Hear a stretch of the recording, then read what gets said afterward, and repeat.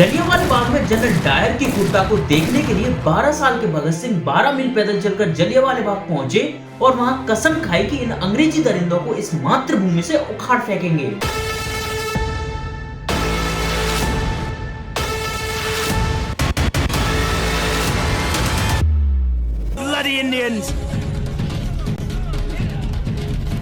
भगत सिंह सिर्फ वायलेंस के लिए नहीं बल्कि अपने सुंदर लेख और अपनी पढ़ाई के लिए भी जाने जाते थे।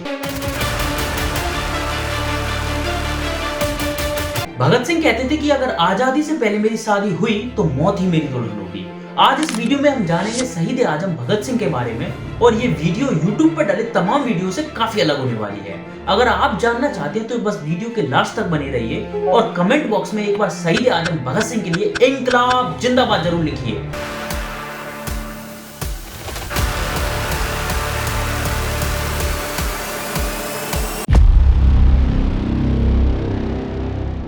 नवंबर 1927 में ब्रिटिश वायसरॉय ने साइमन कमीशन की अनाउंसमेंट की, जिसमें 7 ब्रिटिश ऑफिसर्स की एक टीम बनाई गई थी, जिसका पर्पस था इंडिया के कॉन्स्टिट्यूशनल रिफॉर्म्स और क्या भारतीय अपना शासन खुद चला सकते हैं या फिर नहीं। ये कमीशन हम इंडियंस की सेल्फ रिस्पेक्ट पर एक काला धब्बा था। वजह साफ थी, आखिर ये ब्रिटिशर्स हमारा फ्यूचर डिसाइड क्यों करेंगे और इन सातों के सातों ब्रिटिशर्स में से हमारा एक भी इंडियन क्यों नहीं है। जैसे ये कमीशन अक्टूबर 1928 में लाहौर पहुंचा, इसके विरोध में मेन लीडर लाला लाजपत राय, भगत सिंह, सुखदेव, राजगुरु और हजारों लोगों के बीच इस कमीशन का विरोध करने के लिए लाहौर स्टेशन के पास पहुंच गई, जहां पर उन्होंने इस कमीशन को काले झंडे दिखाए और साइमन गो बैक के नारे भी लगाए। लेकिन वहां पर मौजूद superintendent of police mister Scott ने अपने असिस्टेंट सुपरिटेंडेंट मिस्टर सॉन्डर्स को ऑर्डर दिया कि लाला जी की टोली को हटाए बिना यहाँ से इस कमीशन को ले जाना पॉसिबल ही नहीं है, इसलिए लाठीचार्ज कर दो। मिस्टर स्कॉट ने गौर कर लिया था कि इस पूरी भीड़ के जो लीडर है वो लाला लाजपत राय है, इसलिए स्कॉट ने लाला लाजपत राय को टारगेट किया और खुद डंडा उठाया। लाला लाजपत राय को बुरी तरह से पीट करके उन्हें बहुत ही बुरी तरीके से घायल तक कर दिया। इसके बावजूद उन्होंने एक जोरदार भाषण दिया। मैं घोषणा करता हूँ कि आज मुझ पर किए गए प्रहार भारत में ब्रिटिश शासन के ताबूत में अंतिम कील साबित होंगे। इसके कुछ दिनों बाद 17 नवंबर 1928 को गहरी चोटों के कारण लाला जी शहीद हो गए और फिर पब्लिक के अंदर अंग्रेजों के प्रति काफी ज्यादा गुस्सा भी बढ़ गया। वहीं क्रांतिकारी दल HSRA मतलब हिंदुस्तान सोशलिस्ट रिपब्लिक एसोसिएशन ने घोषणा की कि मौत का बदला मौत से ही लिया जाएगा और टारगेट था वही ऑफिसर मिस्टर स्कॉट। HSRA की मीटिंग के दौरान स्कॉट मर्डर का पूरा ब्लूप्रिंट तैयार किया गया, जिसमें अलग अलग फ्रीडम फाइटर्स को एक स्पेसिफिक रेस्पॉन्सिबिलिटी सौंपी गई थी, जिसमें भगत और राजगुरु का काम था स्कॉट पर गोलियां चलाना। वहीं सुखदेव का काम था स्कॉट के बारे में सारी जानकारी को इकट्ठा करना कि स्कॉट कब, कहां और कैसे जाता है। वहीं जयगोपाल जिनका काम था भगत और राजगुरु को सिग्नल देना, क्योंकि जयगोपाल ही स्कॉट को पहचानता था। याद रखिए जयगोपाल नाम, यही जयगोपाल नाम आगे चल करके कांटा भी बनेगा। वहीं चंद्रशेखर आजाद जिनका सबसे कठिन काम था अपनी इस पूरी टीम को कवर देना। जब ये लोग वहां से मर्डर करके भागे तो इनको आने वाले पुलिस वाले जो उनको पकड़ने के लिए आएंगे उनसे इनको बचाना। और फिर इसके मात्र ठीक एक महीने बाद मतलब 17 दिसंबर 1928 को शाम के करीब 4 बजे के टाइम जयगोपाल अपनी साइकिल की चेन चढ़ाने के बहाने पुलिस स्टेशन के सामने जाकर बैठ गए और उनकी नजर पुलिस स्टेशन के गेट पर थी भगत सिंह और राजगुरु को सिग्नल देने के लिए। लेकिन ठीक उसी टाइम कहानी में एक बड़ा उलटफेर हो गया। जयगोपाल ने स्कॉट को पहचानने में गलती कर दी और सॉन्डर्स को पुलिस स्टेशन से बाहर आते देख जयगोपाल ने भगत सिंह और राजगुरु को इशारा कर दिया। राजगुरु ने बिना एक पल गवाए एक गोली सीधा सॉन्डर्स के भेजे में उतार दी और बाकी बची कुछ कसर भगत सिंह ने पूरी कर दी। जैसे ही ये लोग वहां से भागे तुरंत पुलिस ने पकड़ने के लिए पीछे भागी, लेकिन टीम को कवर दे रहे थे चंद्रशेखर आजाद। इन्होंने भी अपना हाथ साफ कर लिया और हेड कांस्टेबल के सीने में सीधा एक गोली दाग दी। उस टाइम पर ये बहुत बड़ी बात थी कि किसी अंग्रेजी ऑफिसर की दिन दहाड़े हत्या कर दी गई हो और वो भी किसी को कानों कान तक खबर तक नहीं लगी कि आखिर ये मर्डर किया किसने।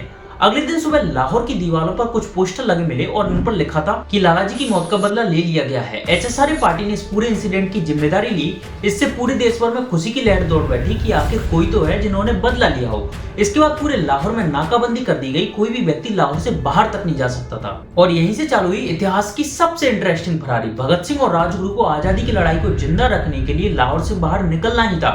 इसके लिए भगत सिंह ने एक बहुत बड़ा बलिदान दिया। एक सिख के लिए उसके केस, उसकी पगड़ी उसकी जान से बढ़कर होती है। लेकिन भगत सिंह ने राष्ट्रभूमि की सेवा के लिए अपनी दाढ़ी कटवा दी, अपने बाल कटवा दी और अपनी पगड़ी भी हटा दी। उन्होंने अपनी पहचान पूरी तरीके से बदल दी थी। इसके बाद उन्होंने एक रईस एंग्लो इंडियन साहब का भेष धारण किया, सिर पर तिरछा फ्लैट हेड, ओवरकोट का कॉलर उठा हुआ और सीधा लाहौर रेलवे स्टेशन जा पहुंचे, जहां पर उनके साथ फ्रीडम फाइटर भगवती चरण वोहरा की पत्नी दुर्गा भाभी उनकी पत्नी बनकर उनके साथ पहुंची और उनके साथ उनका छोटा बेटा सची चंद्र भगत सिंह की गोदी में कुछ इस कदर था कि उनका आधा चेहरा छुप जाए और वहीं उनका राइट हैंड उनके ओवरकोट के अंदर और उनकी उंगलियां उनके पिस्टल के ट्रिगर पर। वहीं उनके पीछे सामान पकड़े नौकर के भेष में थे राजगुरु। अंग्रेजी पुलिस वालों की पैनी नजर भगत सिंह को पहचान न सकी और Bhagat Singh first class reserve डिब्बे में लाहौर से कोलकाता जा रही ट्रेन में जा बैठे। यहाँ भी उनको कवर दे रहे थे चंद्रशेखर आजाद और सुखदेव। इनकी उंगलियां भी पिस्टल के ट्रिगर पर टिकी थी। अगर कोई भी कैसे भी भगत सिंह और राजगुरु पर आंच आई तो इन अंग्रेजी पुलिस वालों का मामला आज यही रफा दफा होगा। जैसे ही दिसंबर 1928 में भगत सिंह लाहौर से कोलकाता पहुंचे, वहां पर कांग्रेस का एक सेशन चल रहा था, लेकिन पुलिस की नजर में भगत सिंह एक सिख सरदार के रूप में जाने जाते थे।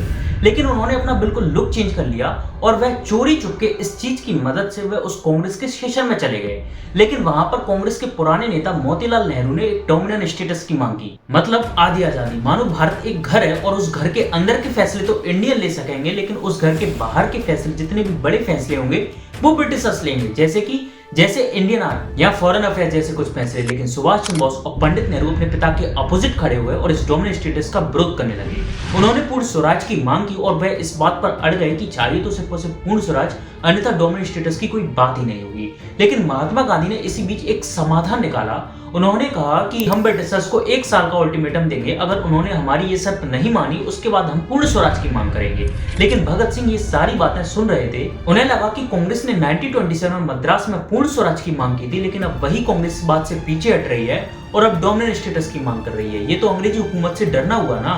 यही बात भगत सिंह के मन में ठन गई और उन्होंने ठान लिया था कि इन बहरों को सुनाने के लिए भाषणों की नहीं बल्कि एक ऊंची आवाज की जरूरत होती है। इसके बाद भगत सिंह कोलकाता से सीधा आगरा आ गए और हम लोग जो भगत सिंह का ये फेमस फोटो देखते हैं जिसमें वह फ्लैट हेड लगाए हुए, ये भी कोलकाता में ही लिया गया था। भगत सिंह को बचपन से ही पढ़ने का काफी शौक था। उन दिनों जब वह नेशनल कॉलेज ऑफ लाहौर में पढ़ते थे तब उन्होंने काफी बुक्स को पढ़ा था और उन्हीं किसी बुक्स में उनकी मुलाकात ऑगस्ट बेला से हुई, जिसने 1893 में फ्रांस के चैम्बर ऑफ डिप्यूटीज मतलब फ्रांसिस पार्लियामेंट में some future laws of France's government के विरोध में बम फेंका था।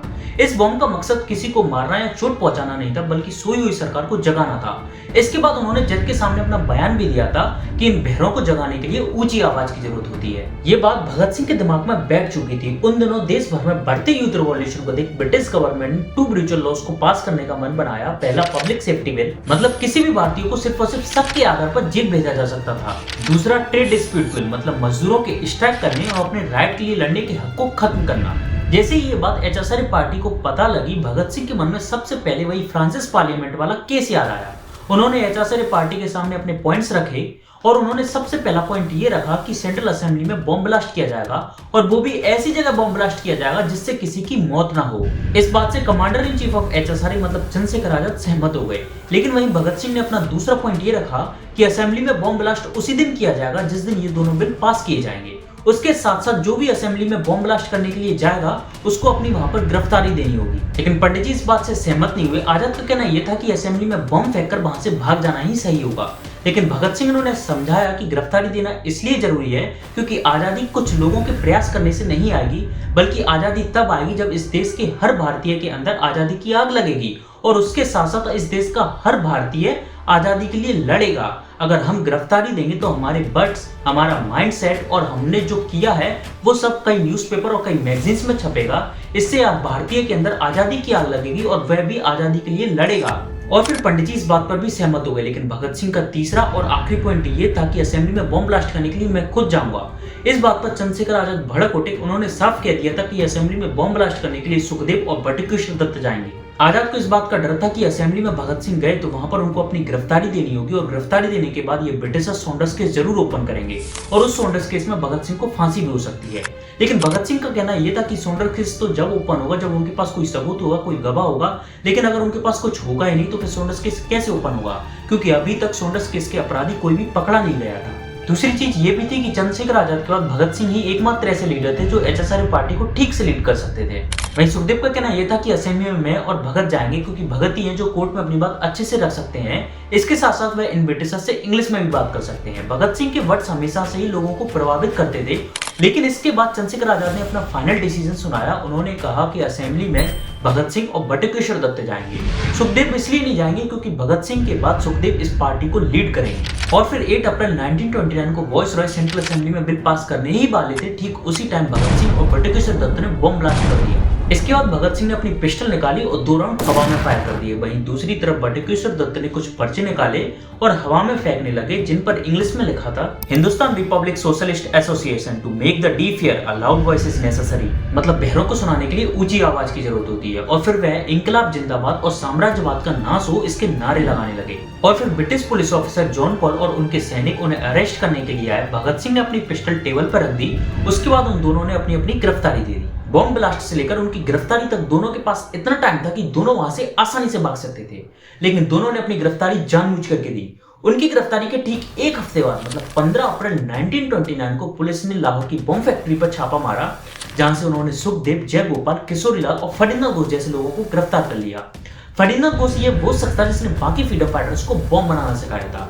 जून 1929 तक आते आते पुलिस ने पूरे देश भर में छापेमारी शुरू कर दी और धीरे धीरे राजगुरु, शिव वर्मा और जतिननाथ घोष जैसे लोगों को भी गिरफ्तार कर लिया गया। और फिर 4 जून 1929 से दिल्ली कोर्ट में सुनवाई शुरू की। अंग्रेजों को लगा कि जेल की काल कोठरी और पुलिस के टॉर्चर से भगत सिंह डर जाएंगे। भगत सिंह ने उल्टा उस कोर्ट को ही अपना एक हथियार बना लिया। उन्होंने इस केस को लड़ने के लिए किसी भी बैरिस्टर को अपॉइंट नहीं किया। उन्होंने फैसला किया कि इस केस को वो खुद ही लड़ेंगे, क्योंकि वो जानते थे कि एक वकील सिर्फ और सिर्फ कानून की ही बात करेगा, वहीं एक क्रांतिकारी अपने देश के एक हक की बात करेगा। उन्होंने उस दिन जज की आंखों में आंखें डालकर दहाड़ते हुए एक ऐतिहासिक बयान दिया, जिसने ब्रिटिश हुकूमत की नींव हिला दी। इस बम धमाके से हमारा मकसद किसी की जान लेना नहीं था, बल्कि उस सोई हुई सरकार को जगाना था जो अपनी सत्ता और ताकत के नशे में पूरी तरह अंधी और बहरी हो चुकी है। क्रांति से हमारा मतलब खूनी लड़ाई नहीं है। क्रांति का अर्थ है अन्याय पर आधारित मौजूदा व्यवस्था में परिवर्तन। उनकी ये बातें अगले ही दिन न्यूज़पेपर की हेडलाइंस पर गई और अब भगत सिंह एक नेशनल हीरो बन चुके थे। जिसके बाद कोर्ट ने 12 जून 1929 को अपना डिसीजन सुनाया, जिसमें भगत सिंह और बटुकेश्वर दत्त को आजीवन कारावास की सजा सुना दी गई। लेकिन इस कहानी में एक बार फिर ट्विस्ट आया जब अंग्रेजों ने सॉन्डर्स केस ओपन किया। कहते हैं ना, इस देश के अंदर गद्दारों की कमी कभी नहीं रही। ये देश कब का इन अंग्रेजों की बेड़ियों से आजाद हो जाता अगर इस देश के अंदर गद्दार ना होते। याद करिए, वीडियो के स्टार्टिंग में मैंने आपको एक नाम बताया था, जयगोपाल। वही जयगोपाल जिसने स्कॉट की जगह पर सॉन्डर्स को आता देख भगत और राजगुरु को सिग्नल दिया था। इसके बाद जयगोपाल और फणींद्रनाथ घोष ने भगत सिंह, सुखदेव, राजगुरु और भी कई फ्रीडम फाइटर्स के अपोजिट इस सॉन्डर्स केस में अपना बयान दिया। इसके बाद इस सॉन्डर्स केस के फैसले को आने तक उनकी आजीवन कारावास की सजा को स्थगित कर दिया गया और फिर उन्हें मियांवाली जेल और वहीं बटुकेश्वर दत्त को लाहौर सेंट्रल जेल में भेज दिया गया। भगत सिंह जैसे ही मियांवाली जेल में पहुंचे, वहां उन्होंने देखा कि भारतीय कैदियों के साथ भेदभाव हो रहा है, यहाँ तक कि उन्हें ठीक से अच्छा खाना पीना भी नहीं दिया जा रहा है। रोटियों में मिट्टी मिली होती थी, दाल के मटकों में कॉकरोच और चूहे घूमते रहते थे। इसके बाद भगत सिंह ने खाना खाने से मना कर दिया और फिर वह 14 जून 1929 को जेल में ही भूख हड़ताल पर बैठ गए। उनकी मांग जायज थी, उनके साथ पॉलिटिकल प्राइजनर जैसा बर्ताव होना चाहिए था और वहीं उन्हें पढ़ने लिखने के लिए daily newspaper, books and pen and paper, और वहीं इसके साथ साथ उन तमाम भारतीय कैदियों को एक साफ सुथरा खाना। उनकी ये भूख हड़ताल द ट्रिब्यून न्यूज़पेपर की हेडलाइन बन गई और फिर भगत सिंह धीरे धीरे लोगों की इंस्पिरेशन भी बनने लगे। इसके बाद भगत सिंह को भी लाहौर सेंट्रल जेल में ट्रांसफर कर दिया, जहां पर उन्होंने अपने साथियों के साथ इस भूख हड़ताल को जारी रखा।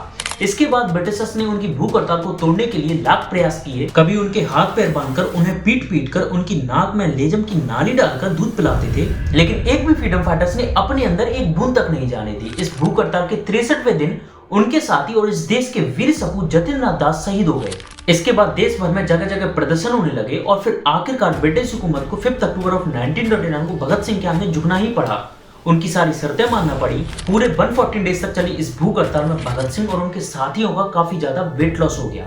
14 जून की स्टार्टिंग में भगत सिंह के अंदर 60 kg वेट था, लेकिन इसके कुछ हफ्ते बाद ही मतलब 9 जुलाई को भगत सिंह के अंदर सिर्फ और सिर्फ 53.9 kg ही वेट बचा। कुछ लोगों का यह भी कहना है कि भगत सिंह ने जब अपनी भूख हड़ताल खत्म करी तो उनके अंदर जो है सिर्फ और सिर्फ 40 kg के आसपास ही वेट बचा था, लेकिन इस बात का कोई भी प्रूफ नहीं है। आप लोग खुद सोच करके देखिए कि हम लोग 1 से 2 दिन भी भूखे नहीं रह पाते हैं, कैसे वो हमारे वीर सपूत 140 डेज तक भूखे रहे होंगे, और वो भी उन अंग्रेजों के बेड़ियों में जहां पर उन्हें भयंकर टॉर्चर किया जाता था। मानो अगर अंग्रेज पीटने पर आए तो पता लगा उन्हें 4 से 5 घंटे तक लगातार पीट ही रहे हैं। कसम से भाई, ऐसे वीर सपूतों को दिल से सलाम है, दिल से। एक बार कमेंट बॉक्स में भगत सिंह के लिए पूरे जोश के साथ इंकलाब जिंदाबाद जरूर लिखिए। वापस लौटते अपनी स्टोरी पर, सॉन्डर्स केस ओपन हो चुका था तभी चंद्रशेखर आजाद ने भगत सिंह और बाकी फ्रीडम फाइटर्स को जेल से कोर्ट जाते टाइम उन्हें छुड़ाने के लिए एक मास्टर प्लान तैयार किया, लेकिन उनकी सारी कोशिशें नाकाम रही। इसके बाद जब भगत सिंह और उनके बाकी साथी कोर्ट पहुंचे तो वहां पर उन्हीं के एक साथी प्रेमदत्त वर्मा ने अपनी चप्पल निकाल करके गद्दार जयगोपाल को मार दी। इसके बाद जज ने ऑर्डर दिया कि इन सारे के सारे फ्रीडम फाइटर्स को जबरदस्ती हथकड़ी पहनाई जाए और इनकी बेरहमी से मार दी जाए। और फिर जब अगले दिन कोर्ट में इस केस की सुनवाई होना थी तो भगत सिंह और उनके बाकी साथियों ने कोर्ट का ही बॉयकॉट कर दिया, मतलब उन्होंने कोर्ट जाने से ही मना कर दिया। इसके बाद इस केस की सुनवाई को जल्दी करने के लिए वायसरॉय लॉर्ड इरविन ने 1 मई 1930 को एक अपना ऑर्डिनेंस जारी किया, जिसमें उन्होंने इस केस के लिए एक स्पेशल ट्रिब्यूनल तैयार की, जिसमें 3 जज की एक कमेटी बनाई गई। इस कमेटी को इतनी पावर दी गई कि ये भगत सिंह और उनके साथियों की एब्सेंस में इस केस को चला सकते हैं और फैसला भी सुना सकते हैं। हालांकि ये भगत सिंह के लिए बहुत बड़ा झटका था, क्योंकि अब इस केस की सुनवाई उनके बिना होना थी और इसे इतिहास में एक कंगारू कोर्ट कहा गया, जहां पर कानून का पालन नहीं बल्कि सिर्फ और सिर्फ एक सीरियल चल रहा था। और फिर 7 अक्टूबर 1930 को इस स्पेशल ट्रिब्यूनल ने सॉन्डर्स मर्डर केस में भगत सिंह, सुखदेव और राजगुरु को 24 मार्च 1931 को फांसी देने की अनाउंसमेंट की। इसी बीच उन्होंने जेल में रहते हुए करीब 300 प्लस बुक्स को पढ़ भी लिया था। उन्होंने कई आर्टिकल्स भी लिखे। इसके साथ साथ उनके कई लेख उस टाइम की फेमस कीर्ति और प्रताप जैसी मैगजीन्स में छपते भी थे। उस टाइम का उनका एक फेमस लेख भी है, व्यक्ति मारा जा सकता है लेकिन उसका व्यक्तित्व नहीं। मतलब इंसान मारा जा सकता है लेकिन उसके विचार नहीं। इसके बाद भगत सिंह, सुखदेव और राजगुरु को फांसी वाली कालकोठरी में शिफ्ट कर दिया गया, जहां पर सिर्फ और सिर्फ एक ब्लैंकेट और कुछ बुक्स रखी गई थी। इसके बाद भगत सिंह ने अपने लास्ट दिनों में अपने पिता किशन सिंह को एक पत्र लिखा, जिसमें उन्होंने साफ साफ कहा था, मेरी मौत पर दुख मत मनाना, यह तो मेरा सौभाग्य है कि मैं अपने वतन के काम आ रहा हूँ।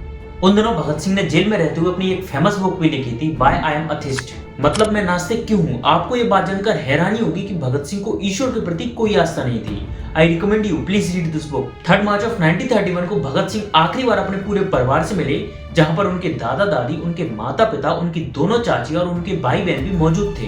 पूरा परिवार बुरी तरीके से सदमे में था। आप लोग खुद एक बार सोच करके देखिए, उस माँ पर, उस बाप पर क्या बीती होगी, जिस माँ बाप को पहले से ही ये पता है कि मेरा बेटा इस तारीख के बाद इस दुनिया में नहीं रहेगा। उस माँ के कलेजे ने इस बात को कैसे झेला होगा कि मेरा बेटा अब इस दुनिया में नहीं रहेगा इस तारीख के बाद, जरा सोच करके देखिए।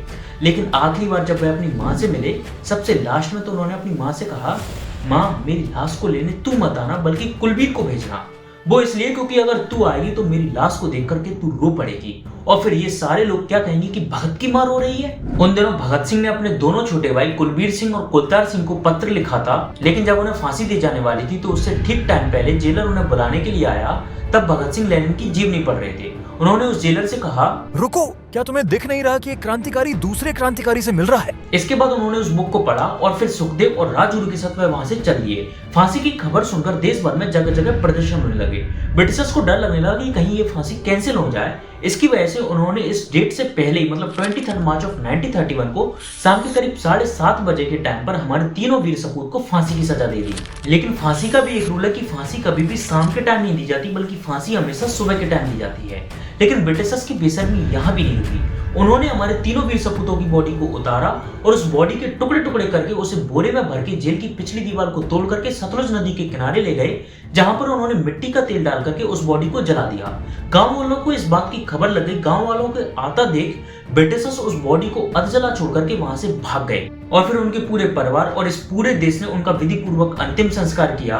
और फिर यहीं से हमारे वीर सपूत अमर भगत सिंह, अमर सुखदेव, अमर राजगुरु शहीद हो गए। हालांकि मुझे इस बात को कहने में शर्म आती है कि इस देश को आजाद हुए 78 साल हो गए हैं और इन 78 सालों में हमारे देश की किसी भी सरकार ने अमर भगत सिंह, अमर सुखदेव और अमर राजगुरु को ऑफिशियली शहीद का दर्जा नहीं दिया है। ऐसी सरकारों पर थू है। हालांकि हम लोग 23 मार्च को शहीद दिवस के रूप में मनाते जरूर हैं, लेकिन ऑफिशियली इनको शहीद नहीं बताया गया है। लेकिन सबसे बड़ा सवाल ये उठता है कि आखिरकार भगत सिंह के अंदर ये आजादी की चिंगारी जागी कैसे, आखिर उनकी स्टार्टिंग हुई कैसे। अगर आप ये सब जानना चाहते हैं तो बस वीडियो के लास्ट तक बने रहिए, और वीडियो पसंद आ रही है तो वीडियो को लाइक कर दीजिए और चैनल को सब्सक्राइब कर लीजिए।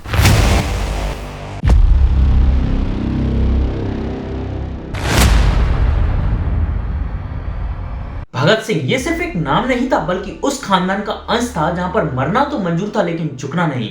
भगत सिंह के परिवार की 3 पीढ़ियों ने इस देश के लिए आजादी की लड़ाई लड़ी। भगत सिंह के दादा सरदार अर्जुन सिंह पंजाब के खटकड़ गांव में अपने उसूलों के साथ रहते थे, लेकिन 20वीं सेंचुरी के स्टार्टिंग में इंग्लिश गवर्नमेंट ने वहां पर नई नहर खुदवाकर वहां के रहवासियों को एक नई जमीन अलॉट की और उसके बाद सरदार अर्जुन सिंह लायलपुर जिला के बांगा गांव में जा बसे। सरदार अर्जुन सिंह के 3 बेटे थे, सरदार किशन सिंह, सरदार अजीत सिंह और सरदार सोट सिंह। तीनों एक से बढ़कर एक, कोई शेर तो कोई सवा शेर। भगत सिंह के पिता सरदार किशन सिंह ये वो शख्स थे जो देश पर आई मुसीबत में सबसे पहले खड़े होते थे। चाहे बाढ़ आए या फिर अकाल पड़े, सरदार किशन सिंह मदद लेकर पहुंच ही जाते थे। इन्होंने लाहौर में अनाथ बच्चों के लिए एक अनाथालय खोला, लेकिन इनको जल्दी समझ आ गया कि देश में अंग्रेजों के रहते ये देश कभी भी सुखी रह ही नहीं सकता है। उन दिनों लोकमान्य तिलक ने एक नारा दिया था, स्वतंत्रता हमारा जन्मसिद्ध अधिकार है। इससे किशन सिंह के अंदर एक ऐसी आग जागी कि उन्होंने अंग्रेजों के खिलाफ अखबार निकाला और हथियार जुटाने के लिए सीधे नेपाल के राजा के पास चले गए। लेकिन लौटते ही अंग्रेजों ने उन्हें अरेस्ट कर लिया। इसके साथ ही भगत सिंह के बड़े चाचा सरदार अजीत सिंह ये वो शख्स थे जिन्हें सुनने के लिए लाखों की भीड़ प्यासी बैठी रहती थी। जब ये अंग्रेजों के जुल्म की दास्तां सुनाते तो पत्थर दिल इंसान के भी आंसू निकल आते थे। इन्होंने पगड़ी संभाल जट्टा आंदोलन में पंजाब के सारे किसानों को इकट्ठा किया। लोकमान्य तिलक सरदार अजीत सिंह से इतने प्रभावित हो गए कि उन्होंने एक बार भरी सभा में अजीत सिंह के सर पर ताज रखा और ये तक कह दिया कि अगर आजादी मिली तो ये वो शख्स है जो देश का पहला राष्ट्रपति बनने लायक है। अजीत सिंह के बढ़ते प्रभाव को देखकर अंग्रेजी सरकार इतने खौफ में आ गई कि उन्होंने उनकी हर एक हरकत पर जासूसी रखना चालू रखी और उसके बाद उन्होंने गुप्तचर विभाग से एक खतरनाक रिपोर्ट तैयार करवाई, जिसका सिर्फ और सिर्फ एक ही मकसद था, अजीत सिंह को किसी भी कीमत पर फांसी के फंदे तक पहुंचाना। लेकिन इस बात की खबर अजीत सिंह को पहले ही लग चुकी थी और फिर उन्होंने फांसी से बचने के लिए नहीं, बल्कि इस देश की आजादी की लड़ाई को जिंदा रखने के लिए ईयर 1909 में उन्हें इस देश को छोड़ना पड़ा और फिर वह विदेश चले गए और फिर उन्होंने वहीं से आजादी की लड़ाई लड़ी। लेकिन ठीक 38 साल बाद मार्च 1947 में जब वह वापस इंडिया लौटे तो उन्होंने कहा कि अब मेरा काम पूरा हुआ और अब मैं चलता हूँ। लेकिन ठीक उसी दिन जब देश को आजादी मिली 15 अगस्त 1947 को उन्होंने आखिरी सांस ली। अब जरा सोच करके देखिए, जिस भतीजे को अजीत सिंह गोदी में छोड़ करके गए, जब उनकी शहादत की खबर उन्होंने जब विदेश में सुनी होगी तो उन्हें कैसा लगा होगा।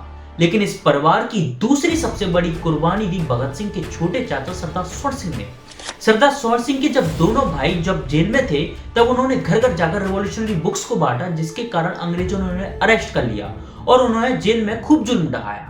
इतना जुल्म ढहाया कि जब बैलों की जगह पर खुद को लगाकर रेड चलवाया और बिना खाना पीना के इतना सब कराया, कोड़े मारे जाते थे, सब कुछ करा जाता था, जिसके कारण उन्हें कई तरह की बीमारियां बन गई, ट्यूबरक्लोसिस वगैरह ये सब। और फिर मात्र 23 साल की उम्र में वह शहीद हो गए। जिस घर की दो पीढ़ियां पहले से ही अपनी जान हथेली पर लेकर के चल रही हो, उस घर में 28 सितंबर 1907 को एक और किलकारी गूंजी। कहते हैं जब कोई महान आत्मा इस धरती पर कदम रखती है तो कुदरत भी उसके स्वागत में इशारे करती है।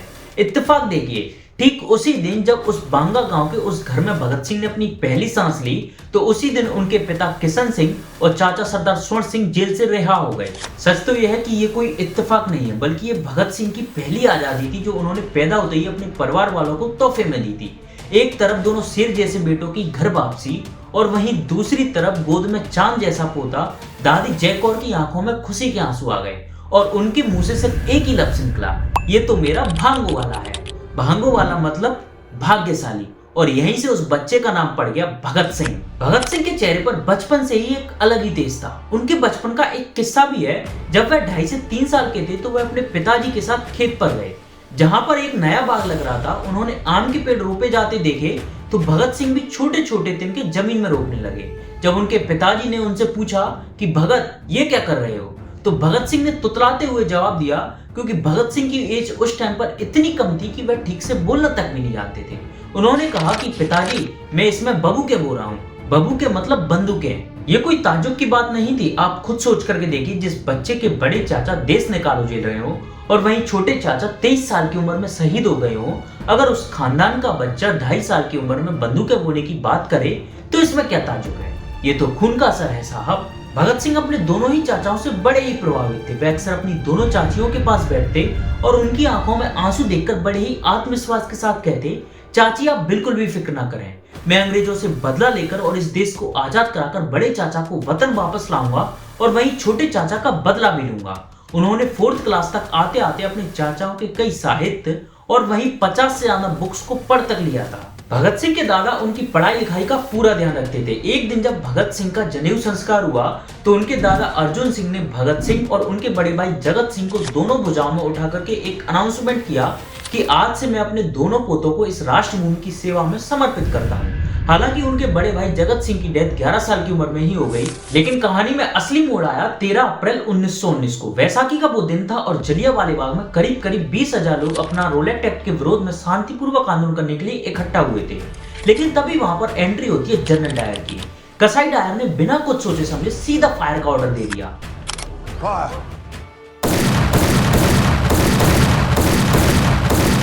बाग चारों तरफ से बंद था, जिसमें अंदर और बाहर जाने का सिर्फ और सिर्फ एक ही रास्ता था। अंग्रेजों द्वारा करीब करीब 1600 राउंड फायर किए गए, जिससे 379 लोगों की जान चली गई। ये इंसिडेंट जब हुआ जब भगत सिंह मात्र 12 साल के थे और वह इस घटना से इतना आहत हुए कि वह स्कूल से सीधा 12 मील मतलब 19 किलोमीटर पैदल चलकर सीधा जलियांवाला बाग पहुंचे। वहां उन्होंने मिट्टी उठाई और कसम खाई इन दरिंदों से इस खून का बदला जरूर लिया जाएगा। उसके बाद उन्होंने उस मिट्टी को शीशी में भरा और फिर सीधा घर ले आए। भगत सिंह का माइंडसेट बचपन से ही एक फ्रीडम फाइटर वाला था। जब उनकी उम्र के बच्चे मिट्टी के खिलौनों से खेला करते थे, उस उम्र में भगत सिंह उस मिट्टी में अपनों का लूर तलाश रहे थे। जलियांवाला बाग की खून से सनी मिट्टी भगत सिंह के लिए सिर्फ वह मिट्टी नहीं बल्कि वह एक मंदिर बन चुकी थी। उन्होंने उस मिट्टी को अपने घर के सबसे पवित्र कोने में रखा और वह रोज सुबह उठकर उस मिट्टी को नमन किया करते थे। यही सिलसिला काफी दिनों तक चला और यहीं से उनको ईश्वर के प्रति संदेह भी बढ़ गया। इसके बाद 1920 में रोलेट एक्ट और जलियांवाला बाग मैसेकर के विरोध में महात्मा गांधी ने नॉन कॉपरेशन मूवमेंट की अनाउंसमेंट की, जिसमें उन्होंने साफ कहा था कि अंग्रेजों को बनाया कोई भी सामान मत खरीदो, उनके कपड़े मत खरीदो, उनकी हर एक चीज का बॉयकॉट कर दो। अगर हम लोग उनका साथ नहीं देंगे तो ये मुट्ठी भर अंग्रेज हमारे चंद दिनों के मेहमान होंगे। ये बात भगत सिंह को काफी पसंद आई और इस बात से भगत सिंह के अंदर महात्मा गांधी के प्रति काफी रिस्पेक्ट बढ़ गई और वह उस टाइम पर महात्मा गांधी के बारे में एक भी कोई भी बुरा लफ्ज तक नहीं सुन सकते थे। उस टाइम पर भगत सिंह 9th क्लास में थे और वह जिस स्कूल में पढ़ते थे वह भी अंग्रेजों का ही था। उन्होंने उस स्कूल को छोड़ दिया और वह पूरी तरह से इस आंदोलन में कूद पड़े। आंदोलन धीरे धीरे जोर पकड़ रहा था, अंग्रेजों के तख्ते हिलने ही लगे थे, लेकिन तभी कहानी में ट्विस्ट आया। 4 फरवरी 1922 को उत्तर प्रदेश के चौरी चौरा में एक इंसिडेंट हुआ जब भीड़ को कंट्रोल करने के लिए अंग्रेजी पुलिस वालों ने भीड़ पर गोलियां चला दी। गुस्साई भीड़ ने अंग्रेजी पुलिस वालों पर हमला किया।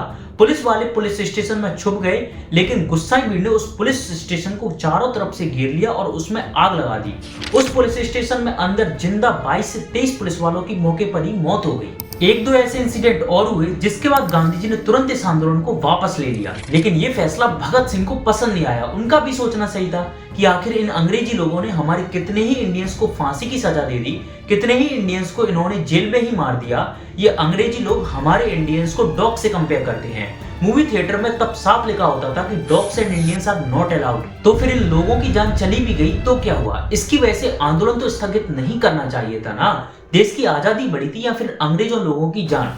लेकिन महात्मा गांधी तो अहिंसा के प्रतीक थे और फिर यहीं से भगत सिंह का माइंडसेट चेंज हो गया और उन्हें लगा कि बिना हिंसा के इस देश को आजाद कराना पॉसिबल ही नहीं है। और फिर यहीं से भगत सिंह और महात्मा गांधी दोनों के ही रास्ते चेंज हो गए। इसके बाद उन्होंने नेशनल कॉलेज ऑफ लाहौर में एडमिशन ले लिया, जिसके फाउंडर लाला लाजपत राय थे। ये कोई नॉर्मल कॉलेज नहीं था, बल्कि ये फ्रीडम फाइटर्स को तैयार करने की एक फैक्ट्री थी। इस कॉलेज में उन्हीं स्टूडेंट्स को एडमिशन मिलता था जिसने नॉन कॉपरेशन मूवमेंट में पार्टिसिपेट किया हो या फिर उसने देश की आजादी के लिए जेल गया हो। लेकिन आप भगत सिंह की काबिलियत का अंदाजा इस बात से लगा ही सकते हैं कि भगत सिंह ने बिना 10th क्लास के पास आउट किए डायरेक्ट उस कॉलेज में एडमिशन ले लिया। इसके साथ साथ कॉलेज में ऐसे टीचर्स को रखा गया था जिनका उद्देश्य स्टूडेंट्स को पास कराना या फिर क्लर्क बनाना नहीं था, बल्कि उनका उद्देश्य इस देश की आजादी के लिए लीडर और सैनिक तैयार करना था। और इसी कॉलेज में भगत सिंह की मुलाकात सुखदेव से हुई और एक ऐसी दोस्ती हुई जिसने आगे चलकर इंकलाब की चिंगारी जगाई। उसके बाद जैसे जैसे समय आगे बढ़ता गया या 1923 में भगत सिंह के घर उनकी शादी की चर्चा चलने लगी। उनकी दादी उन्हें प्यार से भांगोवाला कहकर बुलाती थी। उन्होंने अपने भांगोवाला से शादी के लिए आग्रह किया तो घर के बाकी फैमिली मेंबर्स भी उन्हें शादी के लिए आग्रह करने लगे। तभी वहां के जमींदार अपनी बहन का रिश्ता लेकर भगत सिंह के घर आए। उनकी बहन भगत सिंह को काफी ज्यादा पसंद करती थी। इसके बाद एंगेजमेंट की डेट भी फिक्स हो गई, लेकिन भगत सिंह जानते थे कि अगर वह गृहस्थ जीवन में बंध गए तो फिर इस देश की बेड़ियों को वह कभी नहीं तोड़ पाएंगे। उसके बाद भगत सिंह ने कुछ टाइम पहले मतलब एंगेजमेंट के कुछ दिनों पहले उन्होंने अपने एक लेटर लिखा और अपने पिता की टेबल पर रख कर सीधा घर से लाहौर चले गए। उन्होंने उस लेटर में लिखा था, पूज्य पिताजी नमस्ते। मेरी जिंदगी मकसद आला यानी आजादी ए हिंद के असूल के लिए वक्फ हो चुकी है, इसलिए मेरी जिंदगी में आराम और दुनियावी ख्वाहिशात वाये से कशिश नहीं है। आपको याद होगा कि जब मैं छोटा था तो बापूजी ने मेरे यज्ञोपवीत के वक्त ऐलान किया था कि मुझे खिदमत वक्त के लिए वक्फ कर दिया गया है, लिहाजा मैं उस वक्त की गई प्रतिज्ञा पूरी कर रहा हूँ। उम्मीद है आप मुझे माफ फरमाएंगे। आपका तावेदार भगत सिंह। हाँ, भगत सिंह ने उस लेटर में साफ साफ बताया कि उन्हें बचपन से ही उनके दादाजी ने उन्हें इस देश सेवा के लिए समर्पित कर दिया है और वह इसी काम में आगे बढ़ रहे हैं। इसके बाद वह लाहौर से सीधा कानपुर चले गए, जहां पर उनकी मुलाकात विजय कुमार सिन्हा, बटुकेश्वर दत्त जैसे फ्रीडम फाइटर्स से हुई। वहां उन्होंने स्टार्टिंग के दिनों में न्यूज़पेपर बेचकर अपने खाने पीने का काम चलाया। इसके बाद उन्होंने प्रताप मैगजीन में भी काम किया, जहां पर उनके लेख भगत सिंह के नाम के नहीं बल्कि बलवंत सिंह के नाम के छपते थे, जो ब्रिटिश गवर्नमेंट की आंखों में धूल झोंक रहे थे। इसी प्रताप मैगजीन के ऑफिस में भगत सिंह की मुलाकात योगेश चंद्र चटर्जी के नाम से व्यक्ति से हुई, जिसने भगत सिंह को HRA पार्टी मतलब हिंदुस्तान रिपब्लिक एसोसिएशन पार्टी का सदस्य बनवाया। अक्टूबर 1924 में रामप्रसाद बिस्मिल, योगेश चंद्र चटर्जी और सचिन नाथ सानल के द्वारा बनाई गई इस पार्टी का सिर्फ और सिर्फ एक ही मकसद था कि अंग्रेजों को आर्म्ड रिवॉल्यूशन के थ्रू इस देश से बाहर निकालना। इसी बीच भगत सिंह की मुलाकात HRA पार्टी के एक और मेंबर, जो अंग्रेजों के हाथ न आने वाले और हथियारों के उस्ताद कहे जाने वाले चंद्रशेखर तिवारी से हुई, जिन्हें आज हम चंद्रशेखर आजाद के नाम से जानते हैं। लेकिन कहानी में ट्विस्ट जब आया, जब पिता किशन सिंह ने किसी भी तरह भगत सिंह के बारे में पता लगाकर उन्हें एक पत्र लिखा, जिसमें उन्होंने भगत सिंह से घर वापस लौटने का आग्रह किया और दादी के ज्यादा बीमार होने की भी खबर दी। इसके साथ साथ उन्होंने ये भी कहा कि आपसे शादी के बारे में कोई भी बात नहीं की जाएगी, आप निश्चिंत होकर घर वापस लौट आइए। दादी की खबर पढ़कर भगत सिंह पिघल गए और फिर वह 6 महीने बाद कानपुर से अपने घर आ गए। घर आते ही उन्होंने अपनी दादी की खूब सेवा संभाल की। असल में दादी की बीमारी यही थी कि उनका पोता उनकी आंखों से काफी दूर था। भगत सिंह ने घर आते ही पंजाब में चल रहे अकाली आंदोलन में बढ़ चढ़कर भाग लिया, ताकि गुरुद्वारा को भ्रष्ट मंत्रों से आजाद कराया जा सके और गुरुद्वारों के देखभाल की जिम्मेदारी गुरुद्वारा प्रबंधक कमेटियों को मिल सके। लेकिन भगत सिंह जल्दी अपनी कर्म भूमि कानपुर लौट आए, जहां पर उनकी पार्टी HRA को पैसों की सख्त जरूरत थी। डाका डालने के अलावा कोई और साधन था ही नहीं। कई जगह डाके भी डाले गए और पैसे भी लूटे गए। उनका मानना था कि हमें अपने ही लोगों को नहीं लूटना चाहिए। अगर हम अपने ही लोगों की डकैती डालेंगे तो ये हमारे अपने ही लोग हमसे नफरत करने लगेंगे। हमें इस लड़ाई को मुट्ठी भर लोगों की जंग नहीं बल्कि जन क्रांति बनाना है। वो जानते थे कि हमारी इस आजादी की लड़ाई में आम आदमी लोगों का खड़ा होना बिल्कुल जरूरी है। अगर ये लोग हमारे साथ नहीं खड़े होंगे तो हमारा ये आजादी का सपना अधूरा रह जाएगा। भगत सिंह अभी मास रिवॉल्यूशन और लोगों को जोड़ने के विचार पर काम कर ही रहे थे, तभी रिवॉल्यूशनरी पार्टी HRA के सामने एक बहुत बड़ी समस्या आकर खड़ी हो गई, पैसों की कमी। आजादी की लड़ाई को लड़ने के लिए हथियारों की जरूरत थी और हथियारों के लिए पैसों की जरूरत। अभी तक जो फ्रीडम फाइटर्स थे या तो अपने ही लोगों को लूटते थे या फिर अमीर लोगों को लूटते थे। ये बात ना तो भगत सिंह को पसंद थी और ना ही रामप्रसाद बिस्मिल को। तभी रामप्रसाद बिस्मिल ने फैसला किया कि क्यों ना हम उस अंग्रेजी हुकूमत का पैसा लूटें जिन्होंने हमारा ही पैसा हमसे हमारा खून चूसकर इकट्ठा किया है। और फिर 9 अगस्त 1925 की लखनऊ के पास काकोरी गांव में 8 down Saharanpur Lucknow passenger train को रोक लिया गया। रामप्रसाद बिस्मिल, असफुल्ला खान और चंद्रशेखर आजाद जैसे 10 फ्रीडम फाइटर्स ने ब्रिटिश हुकूमत का सरकारी खजाना लूट लिया। उनका मकसद किसी को मारना नहीं था बल्कि अपनी ही मिट्टी का वो पैसा वापस लेना था जिससे वह आजादी की लड़ाई लड़ सकें। भगत सिंह इस इंसिडेंट में सीधे तौर पर शामिल नहीं थे, बल्कि भगत सिंह इस इंसिडेंट से इतना आहत हुए क्योंकि उनके पूरे जीवन की दिशा ही बदल गई। इसके बाद चालू हुआ गिरफ्तारियों का वो खौफनाक दौर। पूरे देश भर में 40 लोगों की गिरफ्तारी की गई, लेकिन पार्टी के मेन लीडर रामप्रसाद बिस्मिल, असफुल्ला खान समेत 4 लोगों को फांसी दे दी गई। तो किसी को काला पानी की सजा, तो किसी को उम्र कैद, तो किसी को कोई और सजा मिली। लेकिन हमेशा की तरह आजाद रहने वाले चंद्रशेखर तिवारी इस बार भी ब्रिटिश हुकूमत के हाथ नहीं आए और वह इस बार भी आजाद रहे। लेकिन इसके बाद जो पूरी HRA पार्टी बिखर गई। लेकिन भगत सिंह को समझ आ गया था कि कुछ लोगों के हथियार उठाने या फिर उनके लड़ने से आजादी नहीं मिलेगी, बल्कि आजादी और आम लोगों के बीच जो गहरी खाई है उसको भरना ही होगा। और फिर भगत सिंह ने लाहौर में नौजवान भारत सभा की नींव रखी। ये सिर्फ एक संगठन ही था बल्कि इंडिया के फ्यूचर का एक ब्लूप्रिंट था। इस संगठन ने भारतीय स्वतंत्रता में बलिदान होने वाले शहीदों के लिए बलिदान दिवस मनाना शुरू किया, जिससे पब्लिक के बीच कनेक्टिविटी बढ़ाई जा सके। इस संगठन का मेन पर्पस था अखंड भारत। इस संगठन की सक्सेस को देखकर अंग्रेजों की नींद खराब होने लगी और अब अंग्रेजों की नजर सीधे सीधे तौर पर धीरे धीरे भगत सिंह पर पड़ने लगी। और फिर 1927 में भगत सिंह जैसे ही लाहौर रेलवे स्टेशन से बाहर निकले, कुछ पुलिस वालों ने उन्हें घेर लिया और अरेस्ट कर लिया। ये पहली बार था जब भगत सिंह को अरेस्ट किया गया हो। कारण सिर्फ एक ही था, 1926 में लाहौर में दशहरे के मेले में अंग्रेजों ने किसी से बम ब्लास्ट करा दिया, जिसमें 10-12 लोगों की जान चली गई और तकरीबन 50 लोग घायल हो गए। अंग्रेजों की प्लानिंग साफ थी कि भगत सिंह के सिर इस पूरे केस को मरना, लेकिन अंग्रेजों के पास कोई सबूत नहीं था। उनकी प्लानिंग यही थी कि भगत सिंह को इतना पीटा जाए, इतना टॉर्चर किया जाए कि भगत सिंह इस बात को खुद ही कबूल कर लें। लेकिन भगत सिंह इतने कमजोर नहीं थे कि वे इस बात को कबूल कर लें। इसके साथ साथ उन्हें खूब पीटा भी गया, उन्हें खूब टॉर्चर भी किया गया। इसके बाद उन्होंने भगत सिंह से यह भी पूछा कि काकोरी कांड में फरार चंद्रशेखर आजाद का ही पता बता दो, लेकिन भगत सिंह ने अपने मुंह से एक लफ्ज तक नहीं निकाला। जैसा कि हमने वीडियो में पहले बताया कि भगत सिंह का अपनी दोनों ही चाचियों के साथ गहरा लगाव था उन्होंने अपनी चाची को बताया कि उनके मुंह पर गर्म टारकोल का तोबरा चढ़ा दिया जाता था ताकि दम घुटने पर वह सारी बातें बता दें। लेकिन अंग्रेजों के पास सबूत न होने और भगत सिंह के कबूल न करने के कारण भी कोर्ट ने उन पर 60,000 रुपए का जुर्माना लगा दिया। उस टाइम पर 60,000 रुपए की कीमत बहुत होती थी। आज के टाइम पर भी 60,000 रुपए बहुत होते हैं, लेकिन उनके पिता किशन सिंह ने उस पूरे 60,000 रुपए के जुर्माने को भरा और फिर वह भगत सिंह को घर ले आए। लेकिन भगत सिंह का रुकने वाले थे। भगत सिंह ने घर आते ही काकोरी कांड में शहीद लोगों का शहीद दिवस मनाया।